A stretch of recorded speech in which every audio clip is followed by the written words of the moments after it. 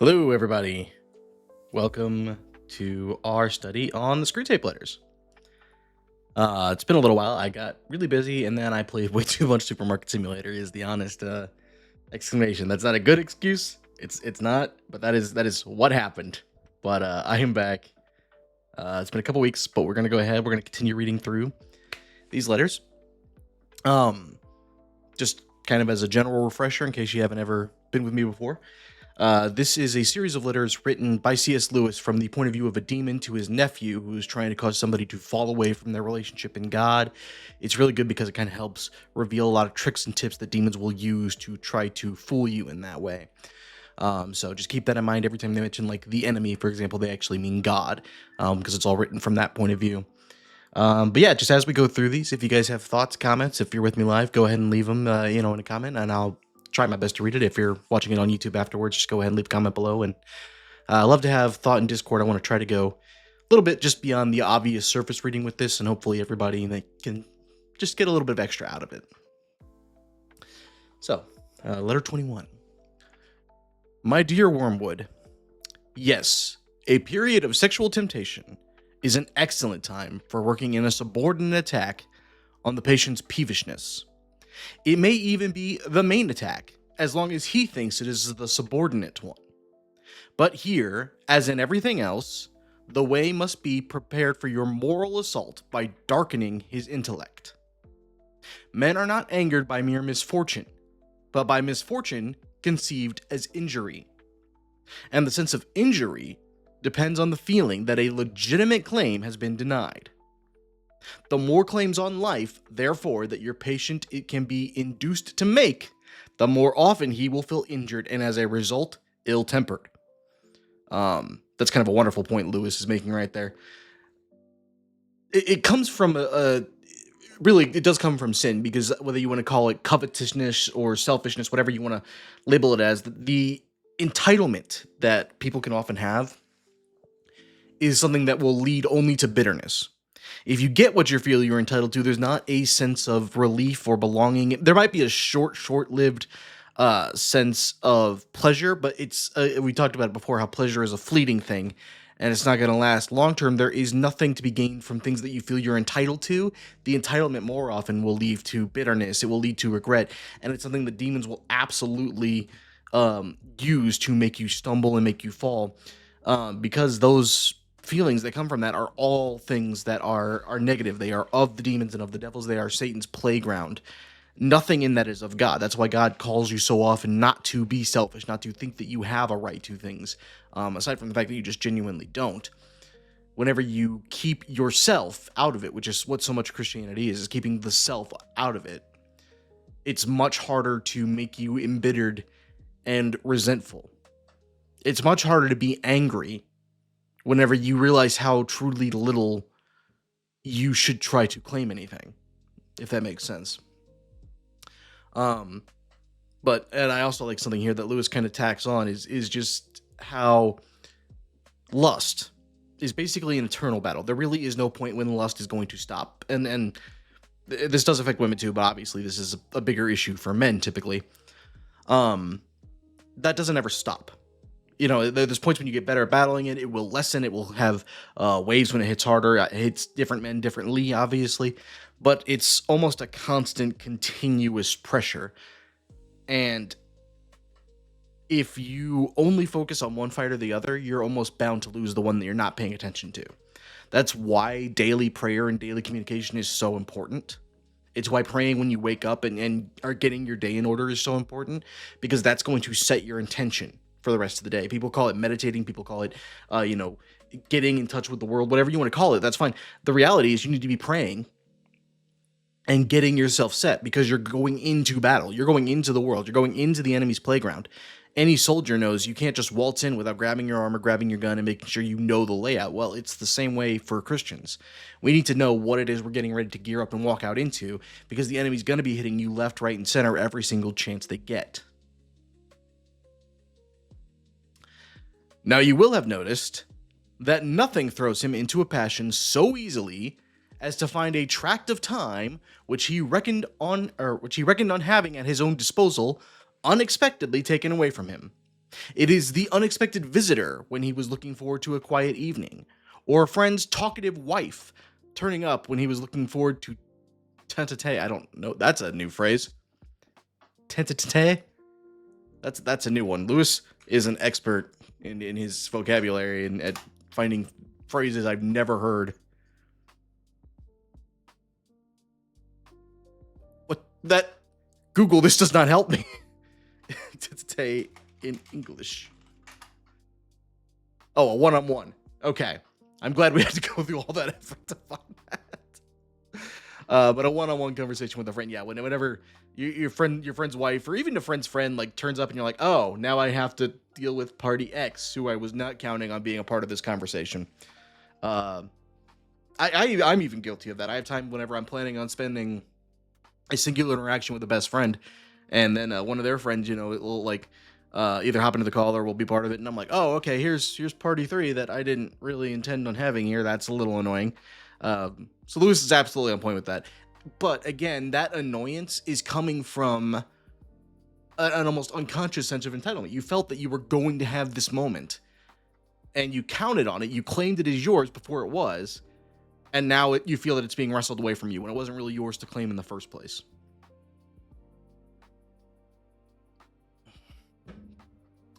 But it is the friend's talkative wife when you were looking forward to a one-on-one with a friend that throw him out of gear.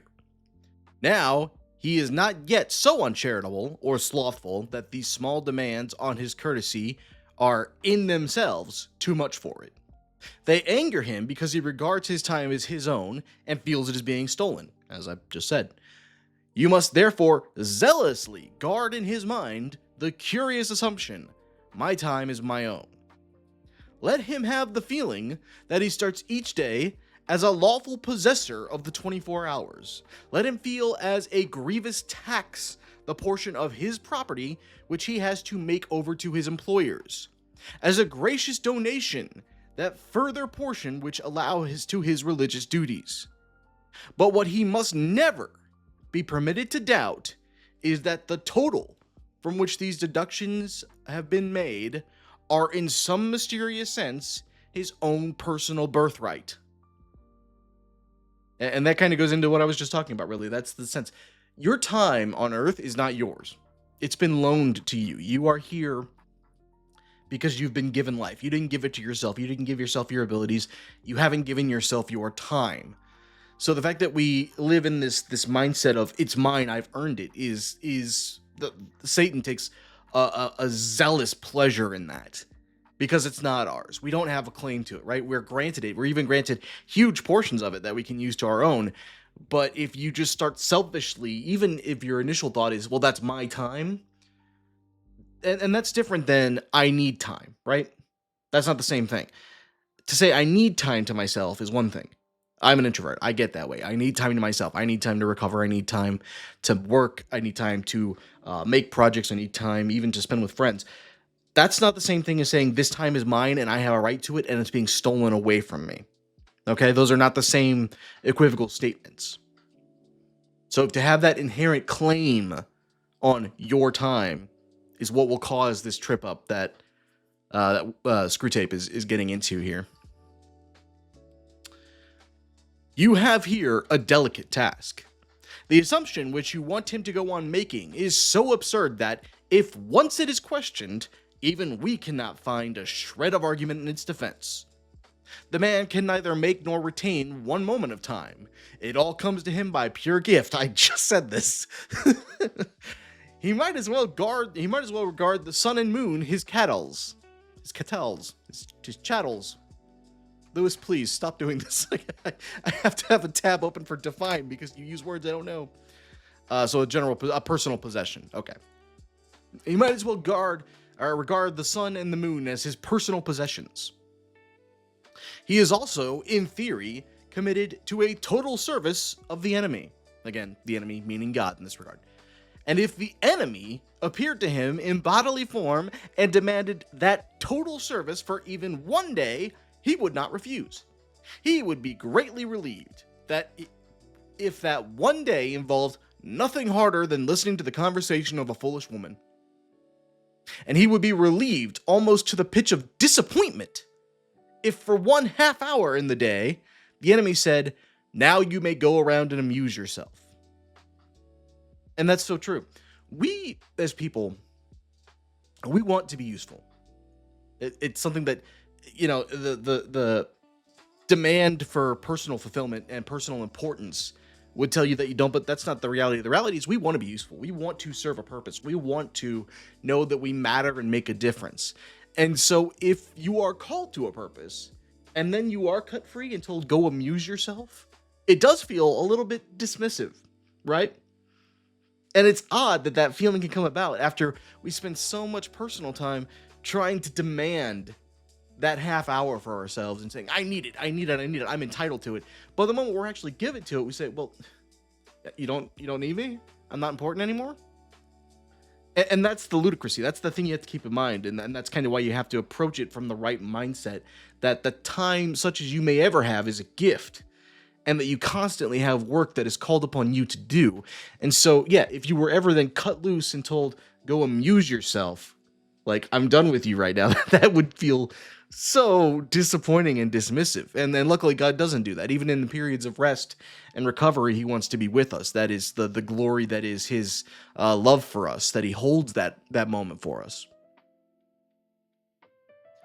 Now, if he thinks about his assumption for a moment, even he is bound to realize that he is actually in this situation every day.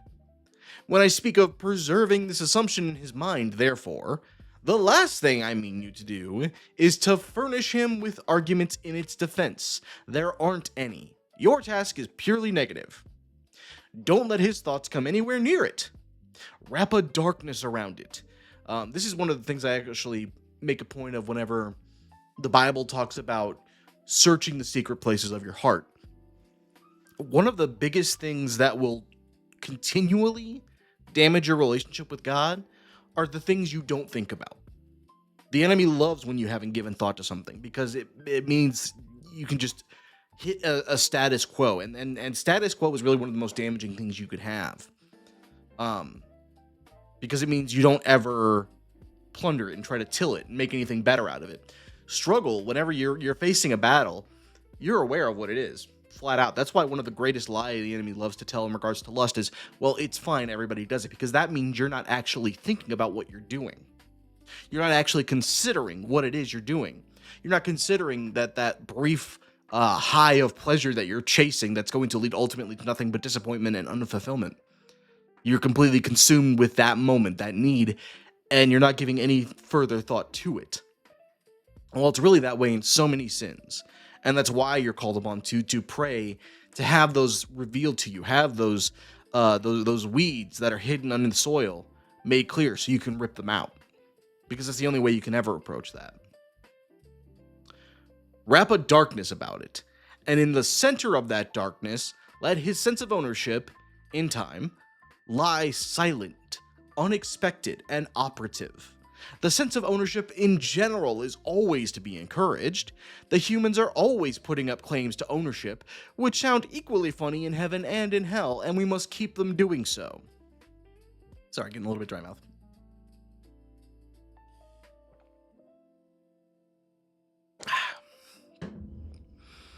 But yeah, that's 100% true. Our claims of ownership are ludicrous. We don't own anything. We love the idea that we own things because it makes us so big and important. But the reality is we don't own anything. Anything of earth belongs to Satan. Anything of, heaven belongs to God. That's the way that is. Our lives were a gift given to us. They are ours to we're given choice to do what we want with them, but they don't belong to us. Much of the modern resistance to chastity comes from the men's belief that they own their bodies. Man, that's something that's gotten topical today. It's flipped to the other sex more than anything else, but that is very much so something that's still prevalent. Those vast and perilous estates, pulsating with the energy that made the worlds, in which they have found themselves without their consent, and from which they are rejected at the pleasure of another. It is as if a royal child, whom his father has placed for love's sake, in a titular command of some great province, under the real rule of wise counselors. should come to fancy he really owns the cities, the forests, and the corn, in the same way as which he owns the bricks on the nursery floor. That's actually what it is. That's really what it is. Even those who are deep into Christianity, those who are ultimately disciples, people that want more, people that want all God can give them to handle, it's not theirs to handle. God may have placed them in a position of responsibility, but that does not mean the same thing as ownership, right? That means you have a job, but the thing that you're ultimately doing isn't yours. The most you're supposed to do is be pleased that you were able to provide it. And that's something that it does provide such a happy satisfaction. It's something that everybody who is truly given their form of ministry, whatever that may be, over to God, feels whenever they see that something is done well. It's not a personal, look how wonderful I am, look how wonderful my ministry is, look how wonderful my church is. It's, look how wonderful this moment is, and God, I give it to you. That's what we're talking about when we're talking about the sense of ownership versus responsibility. Responsibility can be wonderful, especially because, God isn't going to just let you flounder all over yourself and mess it up if you're turning to him. The calling there is to do what you're able to do in God, not even by your own abilities. That's also one of the reasons why God will so often task you with things that you feel unequipped to handle.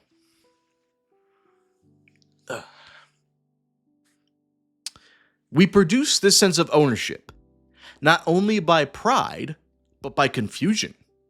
We teach them not to notice the different senses of the possessive pronoun, the finely graded differences that run from my boots through my dog, my servant, my wife, my father, my master, and my country to my God. They can be taught to reduce all these senses to that of my boots to the my of ownership. Even in the nursery, a child can be taught to mean my teddy bear, not the old imagined recipient of affection to whom it stands in a special relation. For that is what the enemy will teach them to mean if we are not careful. And ultimately that comes to the way that the enemy looks at things versus how God looks at them, how the demons look at them versus how God looks at them. My implies a complete and utter ownership to which you could do anything. And we're not called upon to possess things like that. When people look at, and when I say people in this regard, I mean predominantly non-believers, people that think they know what the Bible says. When people look at the verses on marriage as, wives, listen to and respect your husbands, and they think that means that the husband just owns the wife. This is the ownership they're thinking of. And because they think of it this way because the demons want them to, because that's how demons view ownership. But that's not what it is. That's not at all what it is. Whenever it says, that you're to be in this marriage, that's the kind of love it's talking about, is this respect, this responsibility that you have to love this person and to take care of them in the same way they're going to love and take care of you. It's a partnership, and that's what it really means to have that. And that's the love that we're called upon to have in all things that we manage.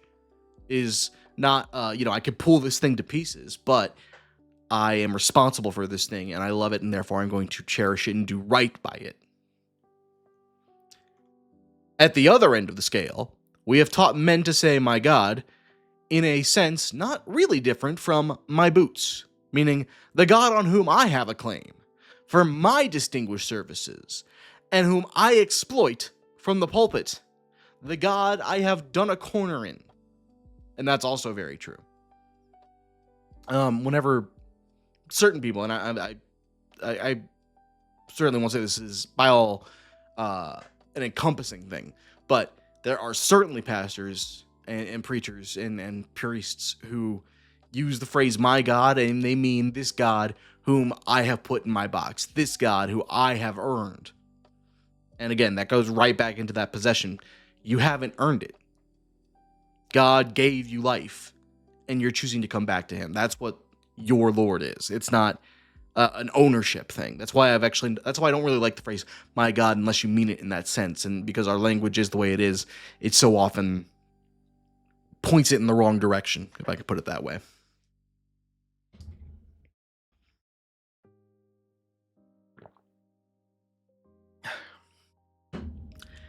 And all the time, the joke is that the word mine, in its fully possessive sense, cannot be uttered by a human being about anything.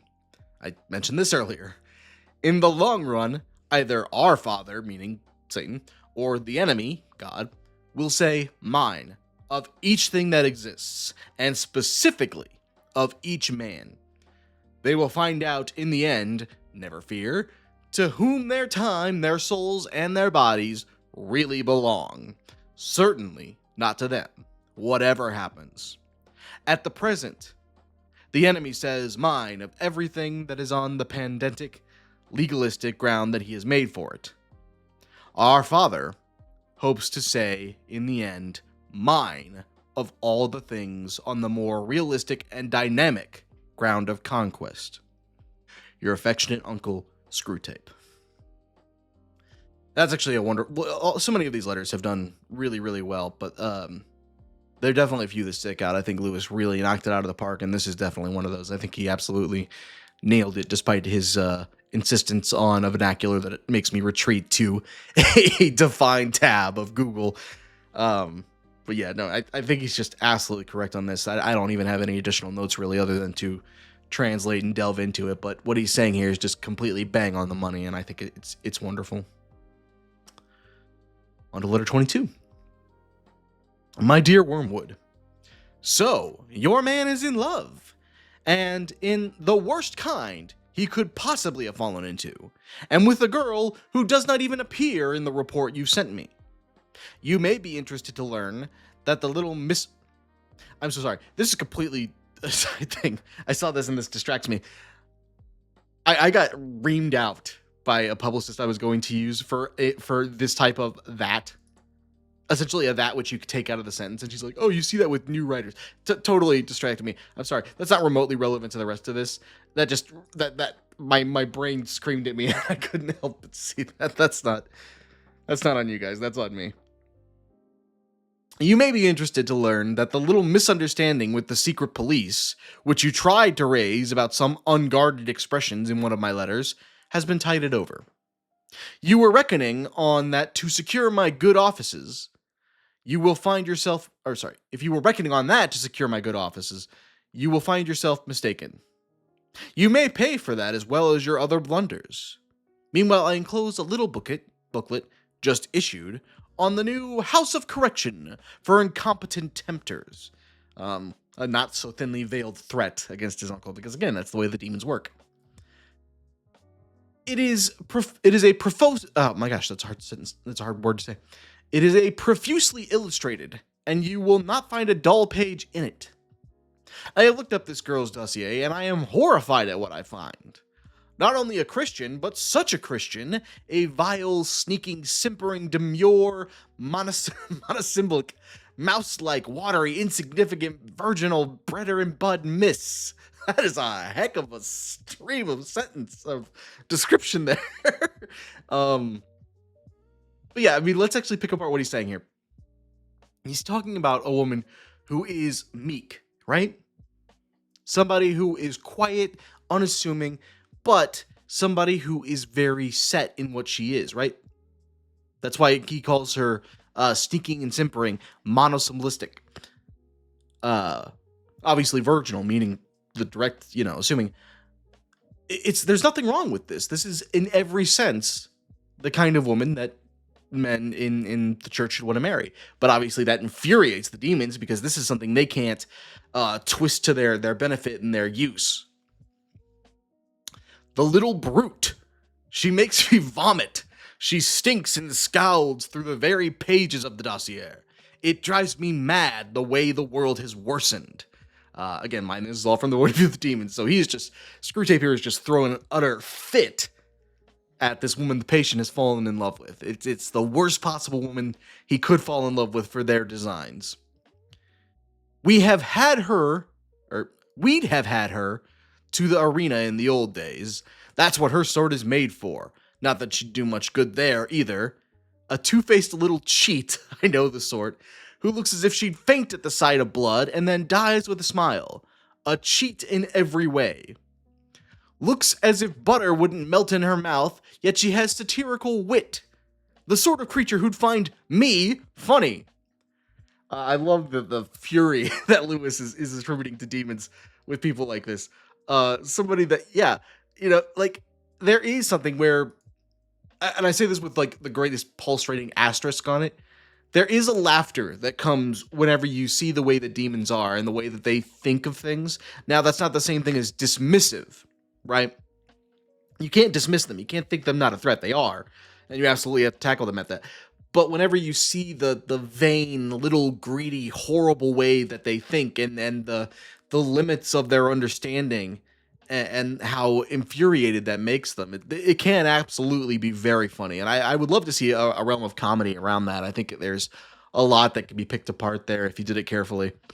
I think to a degree, that's kind of what Lewis has done with this few paragraphs. The filthy, insipid little prude, and yet ready to fall into this.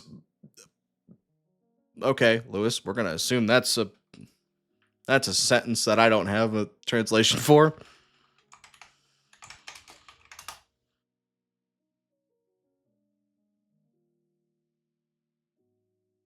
Okay, I'm gonna assume that means a stupid or foolish person because I can't find another easy definition there. There's a few things that have fallen out of use over the years. Apparently this phrase is one of those. Ready to fall into the foolish man's arms like any other breeding animal. Why doesn't the enemy blast her for it, if he's so moonstruck by virginity instead of looking on there grinning? He's a hedonist at heart. All those fasts and vigils and stakes and crosses are only for a facade. Or only like foam on the seashore. Out at sea, out in his sea, there is pleasure and more pleasure. He makes no secret of it. At his right hand are pleasures forevermore. I don't think he has the least inkling of what high and that's a new one. High and a mischief. I think this may be a record for the number of times I've had to retreat to the define tab.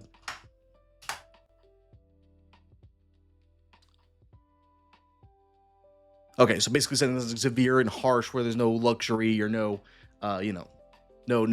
comforts. I don't think he has the least inkling of that high and severe mystery to which we raise the mysterific vision. He's vulgar, Wormwood. He is a bourgeois mind. He has filled his world with full of pleasures. There are things for humans to do all day long without his minding in the least. Sleeping, washing, eating, drinking, making love, playing, praying, and working. Mind, this is a list of things which God has given man to do, to which he does not mind. And of course, the making love there has to be applied with the husband and wife love, not with fornication in the unclean sense. Sleeping, washing, eating, drinking, making love, playing, praying, and working. Everything has to be twisted before it's of any use to us. We fight under cruel disadvantages. Nothing is normally on our side. Not that that excuses you. I'll settle with you presently. You have always hated me and been insolent when you dared.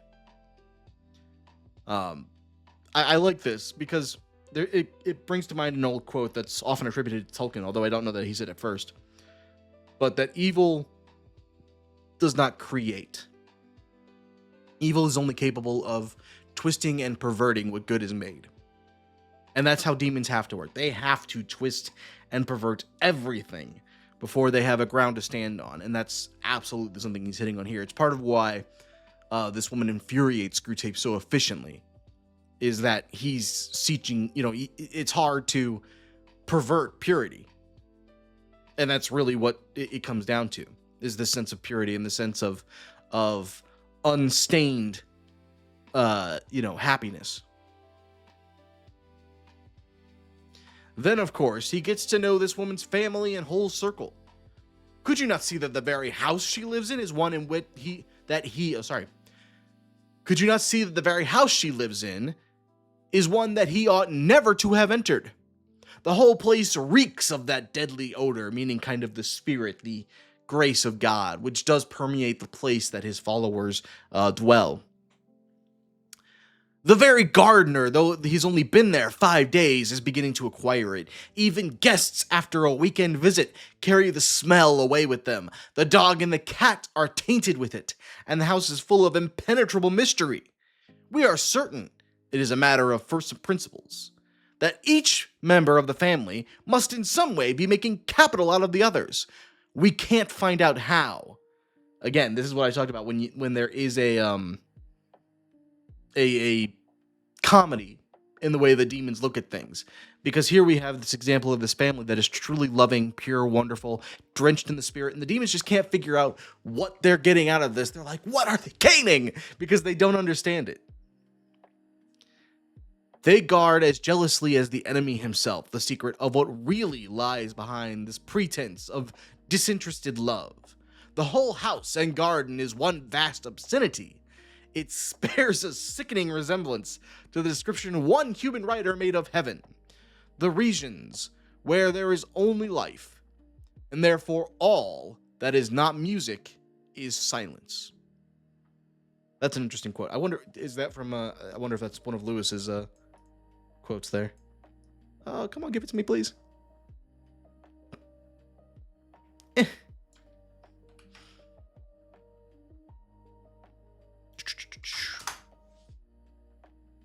Oh no, it's George MacDonald. Interesting. Oh, it's a sermon by George MacDonald. I'm not familiar with him. I will have to spend some time looking at him, though. Because that's an interesting statement. So, heaven is the regions where there is only life, and therefore all that is not music is silence. That's such a wonderful statement. Music and silence. How I detest them both. How thankful we should be that ever since our father entered hell, again meaning Satan, there is though longer ago than humans, reckoning in light years could express, no square inch of infernal space and no moment of infernal time has been surrendered to either of these abominable forces. But all that has been occupied by noise, the grand dynamicism, the audible expression of all that is exultant, ruthless, and virile. Noise, that alone which defends us from silly qualms, despairing scruples, and impossible desires. We will make a whole universe a noise in the end. We have already made great strides in this direction as regards the earth. The melodies and silences of heaven will be shouted down in the end. But I admit we are not yet loud enough for anything like it. Research is in progress. Meanwhile, you disgusting little... We'll pause there because that's a good point to pause. I love this whole description of the way the demons use noise, because our world is full of noise. We have nothing but unending noise in addendum.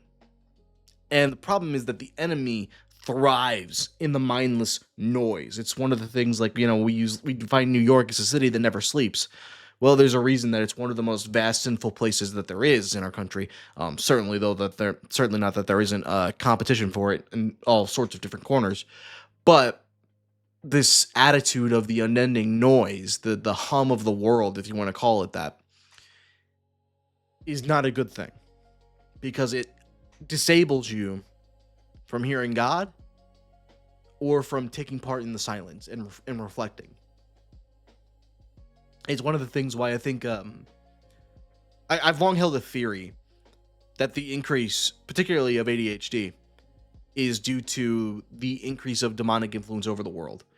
And I say this as somebody that has ADD. I think that's part of why he makes our minds infected like that and leaves it in a constant state of noise, because it's so hard to actually reflect and to be quiet when the mind refuses to listen like that. And that's the way he wants us to be, is this unending cacophony of noise so that we can't actually hear God. In the heat of composition, I find that I have inadvertently allowed myself to assume the form of a large centipede. I am accordingly dictating the rest of this to my secretary. Now that the transformation is complete, I recognize it as a periodical phenomenon. Some rumor of it has reached the humans, and distorted an amount of it appears to in the poet Milton, with the ridiculous addition that such the shapes are a punishment imposed on us by the enemy. That's interesting. I've never heard that um, one before, that they turned into worms and centipedes and things like that. That would explain my my dislike of bugs, though. A more modern writer, someone with a name like Shaw, has, however, grasped the truth. Transformation proceeds from within, and is a glorious manifestation of our life force which our Father would worship if he worshipped anything but himself. In my present form, I feel even more anxious to see you and unite myself with an indissoluble embrace. Yeah, I mean, that's just something that is ultimately... Again, it goes right back into what I was talking about with the last letter, just how demons will latch upon this disgustingness that is within themselves. And whenever they are punished, they see it as a reward. Because that their minds are just so twisted and warped to that degree, and they seek to kind of inflict that same attitude and belief on people. That's one of their greatest desires, is that ultimately we as humans become as twisted and warped as they themselves are. And they've gone a good way towards trying to do that to the world. Move on to letter 23. We're getting through. I think there's some 30 odd letters in this in total, so we're getting pretty close.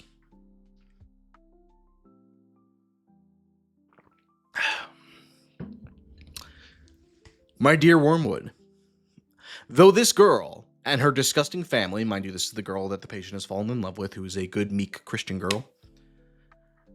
Though this girl and her disgusting family that the patient is now getting to know more Christians every day, the very intelligent Christians too. And very intelligent Christians too. For a long time, it will be quite impossible to remove spirituality from his life. Very well then, we must corrupt it.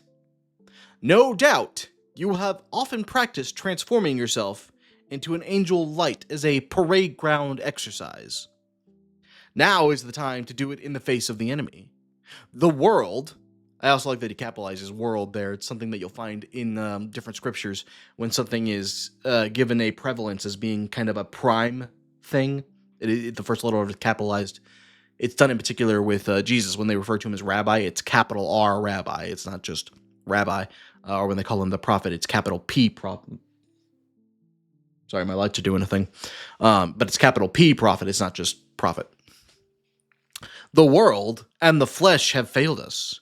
A third power remains, and success of this third kind is the most glorious of all: a spoiled saint, a Pharisee, an inquisitor, or a magician. Makes him better sport in hell than a mere common tyrant or debauchery. Looking round your patient's new friends, I find that the best point of attack would be the borderline between theology and politics. Several of his new friends are very much alive to the social implication of their religion. That in itself is a bad thing. Mind you, when they say bad, they mean bad to demons. But good can be made of it. You will find that many a good Christian political writers think that Christianity began going wrong and departing from the doctrine of its founder at a very early stage. Now, this idea must be used by us to encourage, once again, the corruption of a historical Jesus, to be found by clearing away later assertions and perversions, and then be contrasted with the whole Christian tradition. So I'll pause there, kind of break apart what Lewis is saying. He's saying that what the demons want to do is give you the idea that the church started going wrong almost immediately, which to a degree it did. That's why we have the letters that were written to the 7 churches. But the point isn't then, okay, well, the church started going wrong immediately, therefore everything that they have put forth in history is therefore wrong. No, that's not it. It's the matter that, yes, humans will continue to screw up things, but we have, biblical doctrine and a personal relationship with Christ that is to guide us in all we do. It's also one of the greatest risks you can take is to permanently approach things from a purely academic standpoint. Academics can be wonderful, but if academics are how you predominantly approach things, if there is no spirituality in your reading and in your understanding of things, you will never have a spiritual understanding. You have to have the spirit lead you before the academics, because if the academics are what are leading you, then you only ever have a literalist understanding. You can never actually have a higher understanding, and that's kind of what I would assert to when we talk about things like this, things like the historical Jesus, like the perversions that have taken place in the doctrine. It's also one of the reasons why we have 9,000 different denominations of Christianity, is because somebody digs up, oh, you say dancing is a sin, but I say it's not, and so therefore we're going to go off and start our own religion. And whenever you have doctrine broken down to that extreme of a level, all you're going to have is people arguing with one another. Now, I'm not saying necessarily you can't have discussions about that, but to have a church be the predominant founding of your doctrine is a mistake. Your doctrine needs to come from the Bible and from your relationship with God. Now, if you're ever unsure of that, by all means, speak to, the leaders, the deacons, the pastor of your church, and have them kind of guide you until you can learn to take that step yourself. But to just say, I want a list of black and white rules from my church is a total mistake, because then you don't actually have a relationship with God. You have a list of yes and no, and you're trying to tradition your way into heaven, which is not how that works. In the last generation, we promoted the construction of such a historical Jesus on a liberal and humanitarian lines. Now we're putting forward a new historical Jesus on a Marxian, catastrophic, and revolutionary lines. The advantages of these constructions, which we intend to change every 30 years or so, are manifold. That got so telling. We have... I don't know. Has Jesus been reconstructed recently to be something that he never was, and to put forth ideology that was not at all Christian? I could point to any number of places where that's the way it's being used. I think I've even talked about it through different letters as we move forward. Demons love to change what historical Jesus, quote unquote, actually was in order to push forth an ideology. In the first place, they all tend to direct man's devotion to something which does not exist. For each historical Jesus is unhistorical. The documents say what they say and cannot be added to. And each new historical Jesus, therefore, has to be got out of them by suppression at one point and exaggeration of another. And by that sort of guessing, brilliant is the adjective which we teach humans to apply to it, on which no one would risk 10 shillings in an ordinary life. That's also something that's very true. Like, we get people who view themselves as being exceptional, and they've seen things that are really ultimately just a guess in their point of view, because they've dug up the whatever piece of history, whatever great novel, and they said, well, obviously Jesus was actually then this, which has just never been true. And I don't know why we have people that do that. No, I'm going to strike that. I'm going to rephrase that. I can't understand why people would do that whenever we have the clearest, doctrine of his existence, the Bible, which has things he directly said in it, except that they want to push forth their ideology, and therefore their ideology actually leads their study and their findings, which is the exact opposite way of the way you're supposed to do that. But this is enough to produce a new crop of new Napoleons, new Shakespeares, and new Swifts in every publisher's autumn list. In the second place, all such constructions place the importance of their historical Jesus in the same peculiar theory he was supposed to have oh my gosh, Lewis, please. Promulgated? That's a new one. Nope, I didn't want to make that. Promulgated, put a law or decree into effect by official proclamation. Okay. So in the second place, all constructions place the importance of their historical Jesus in the same peculiar theory that he is supposed to have put a law into effect. He has to be a great man in the modern sense of the world, one standing at the terminus of some centrifugal and imbalanced line of thought, a crank via vending a panacea. Oh my gosh, Lewis. I need this translated into English, please. Okay, a solution or a remedy. So a crank vending a solution. We thus distract men's mind from who he is and what he did. We first make him solely a teacher, and then conceal the very substantial agreement between his teachings and those of all the other great moral teachers. For humans must not be allowed to notice all the great moralists are sent by the enemy, God, not to inform men, but to remind them, to restate the primeval moral platitudes against our continual concealment of them. And that's something that's true. Whenever we have people that say things, whether they, on a moral line, however they want to place it, it's important to understand they're not putting forth a new doctrine. They're pointing it back to Christ, if they're actually good in what they're teaching. So many people aren't, but we make the sophists. He raises up a Socrates to answer them. Our third aim is, by these constructions, to destroy the devotional life. For the real presence of the enemy, otherwise experienced by men in prayer and sacrament, we substitute merely a probable, remote, shadowy, and uncouth figure. One who spoke a strange language and died a long time ago. Such an object cannot, in fact, be worshipped. Instead of the creator adored by its creature, you soon have merely a leader acclaimed by a partisan. And finally, a distinguished character approved by a judicious historian. That's so bang on the money. The idea that so many people today want to push Jesus as merely somebody that existed a long time ago that said things, or they'll do this even with the teachings of the disciples and say, well, these were men, why should I listen to what they said? They were, they existed a long time ago, it's not relevant today, the Bible doesn't still apply. Whatever phrase these people love to use to avoid the reality, which is that they don't want to change their life. I would much rather have someone who just honestly says, well, I just don't want to follow God, than to say that it's not relevant, because that's the reality of what it is. They don't want to change their life. And if that's what they don't want to do, that's their choice. They're allowed to make it. But that's the reality. Instead of pretending that they're choosing the right thing or the logical thing, they're choosing what they want.